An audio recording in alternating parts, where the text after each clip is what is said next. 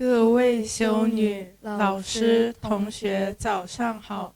我是5乙班的黄雨乔，我是5乙班的蔡志飞。欢迎收看校园电视台，请同学起立，准备祈祷。耶稣在复活后第40天升天，升天前向门徒再次承诺，将派遣圣神降来，做他们的保护安慰者，赋予他们宣讲福音的能力。让我们也祈求圣神降临到我们的心中，在生活中实践福音。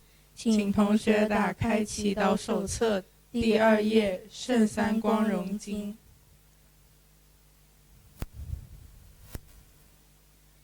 因父及子及圣神之名，阿门。愿光荣归于父及子及圣神，起初如何，今日亦然，直到永远，阿门。玛利亚，我们的助佑，请为我们祈祷。因父及子及圣神之名，阿门。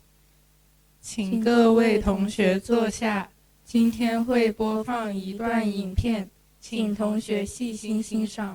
大家好，我係4A 班嘅潘卓琪。大家好，我係4A 班嘅張希晴。希晴，等我考考你啦，你知唔知道圖片中嘅係乜嘢現象啊？我知道呢個係極光，好多人都將睇極光列入人生清單，我都想去睇下。極光除咗靚之外，大家又知唔知道呢道光係乜嘢嚟嘅呢？今日就由我哋介紹一下極光呢一種喺天空中舞蹈嘅自然光線啦。其實極光嘅誕生並唔係發生喺地球上，而係要追溯到1億5000萬公里以外嘅太陽。冇錯啦，太陽唔單止會發光發熱，佢仲會不斷噴射一種帶電嘅粒子流，我哋稱為太陽風。啲粒子以每秒數百公里嘅速度衝向地球。好彩地球有一面睇唔見嘅盾牌，即係地球嘅磁場。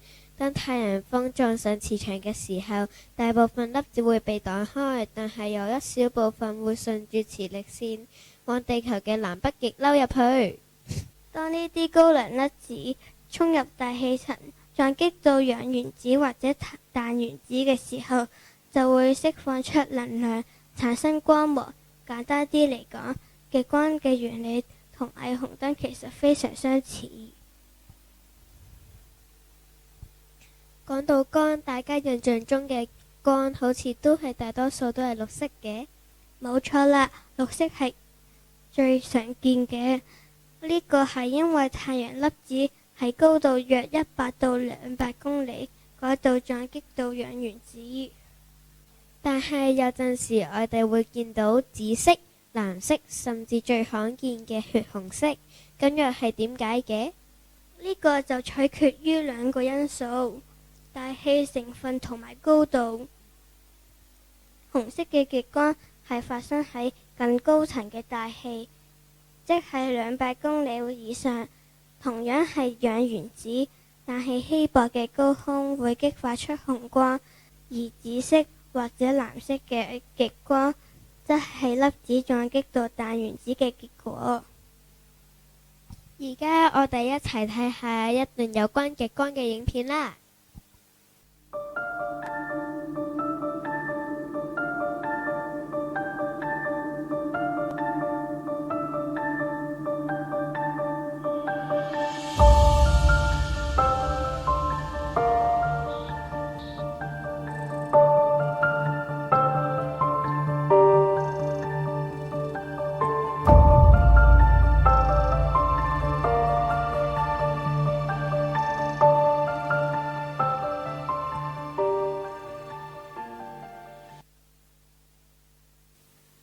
哇！極光真係好靚啊！我哋要去邊度先睇到啊？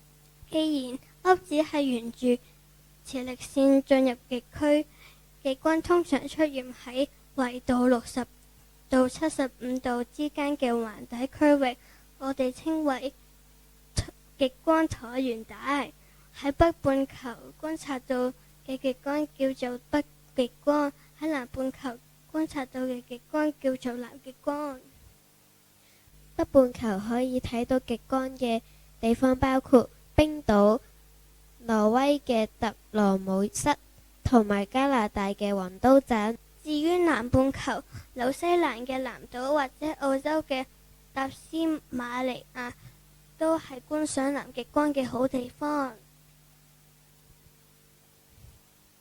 雖然極光好靚，但係要追到佢都需要一啲運氣㗎。大家要記住3個關鍵字：天黑、風高、月黑。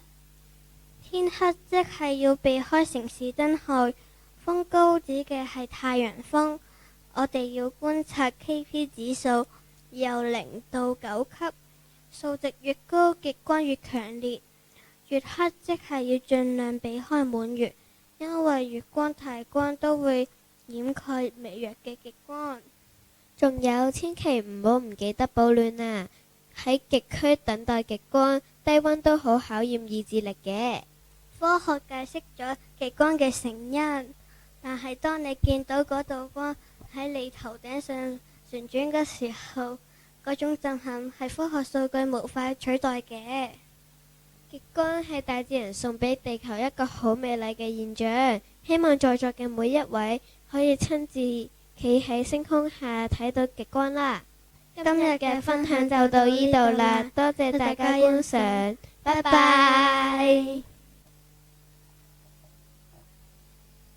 謝謝各位觀賞，主佑大家。